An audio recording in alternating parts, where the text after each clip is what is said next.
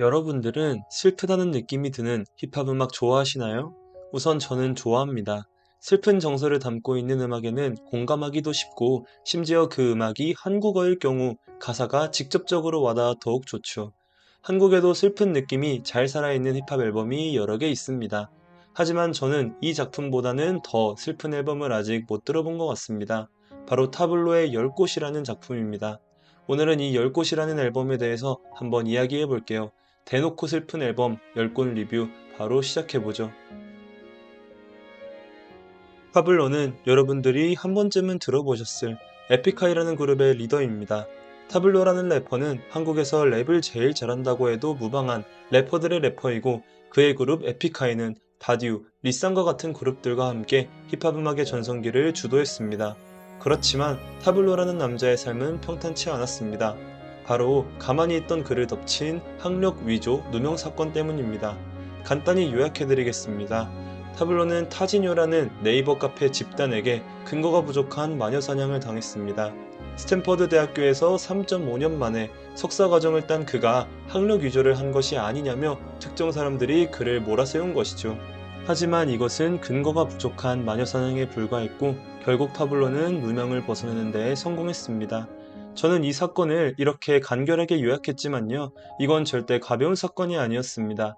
타지뇨 사건은 연예인 마녀 사냥에 시초격이 되는 사건이기도 하며 몇 년 동안 법적 공방이 이루어지기도 했고 무려 검찰총장이 이 사건에 대한 수사를 직접 지시하기도 했습니다. 그러니까 제가 지금 설명은 짧게 했지만요. 절대 가벼운 사건이 아니었다는 겁니다.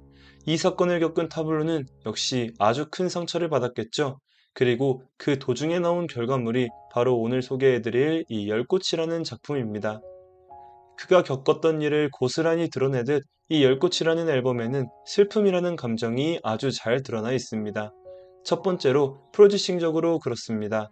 모든 곡들의 분위기가 잔잔하고요. 듣기 편합니다. 피아노나 어쿠스틱 기타를 사용하며 더더욱 그런 분위기를 잘 만들었습니다. 그 위에서의 타블로의 랩도 매우 적절하다고 느껴집니다.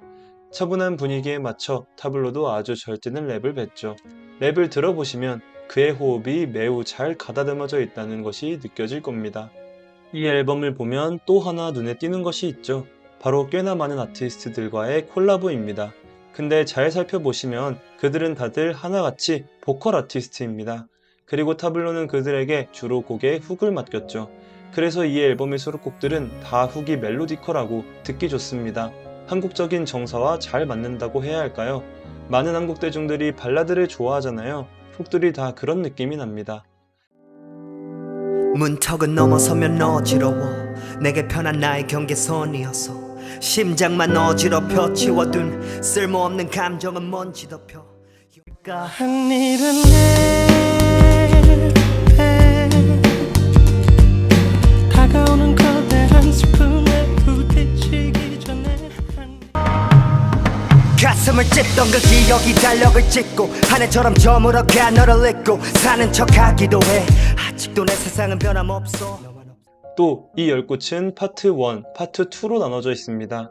그런데 제 개인적인 감상으로는 두 파트에서 느낀 감정적인 차이가 없었습니다.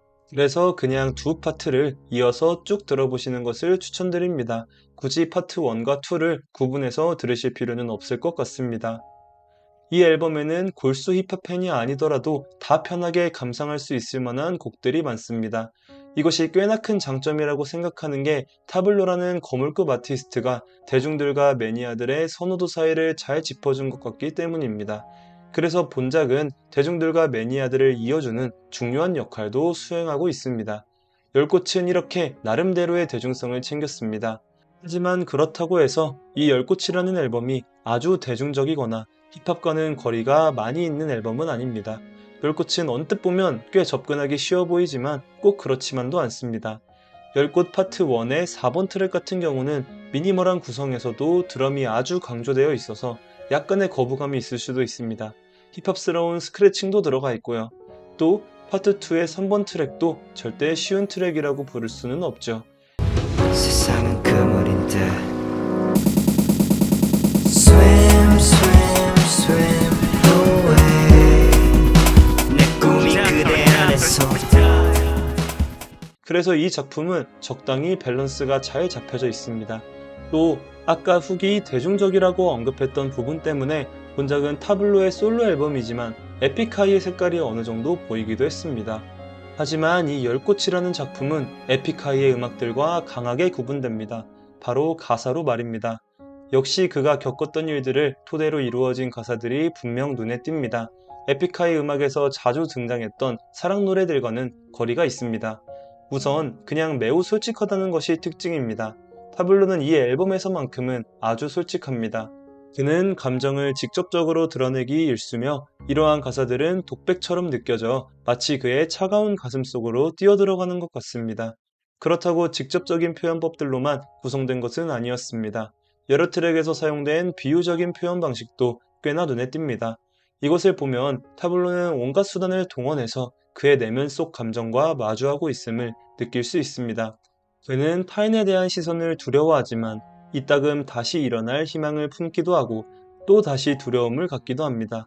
그러므로 이 열꽃이라는 앨범에 담긴 음악은 표현 방식은 조금 제쳐두고 여러분들도 그의 진정한 감정들과 마주해보는 경험을 하셨으면 좋겠습니다.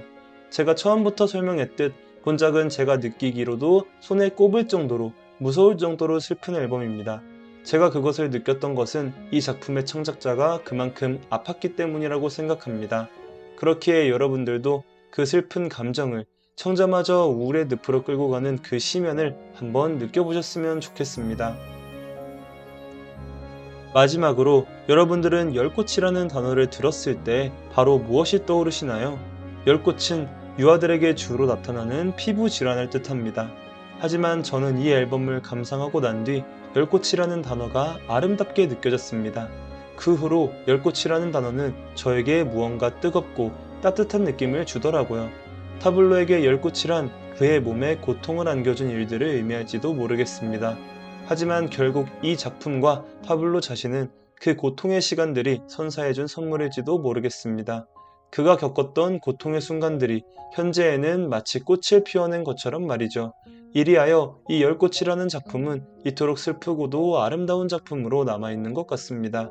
열꽃이라는 작품은 누구든지 쉽게 공감 가능하며 진입장벽도 낮은 작품입니다. 그러니까 여러분들도 한 번씩은 꼭 들어보시면 좋겠습니다. 오늘 영상은 여기까지고요. 저는 그럼 다음 영상으로 찾아뵙겠습니다. 시청해주셔서 감사합니다.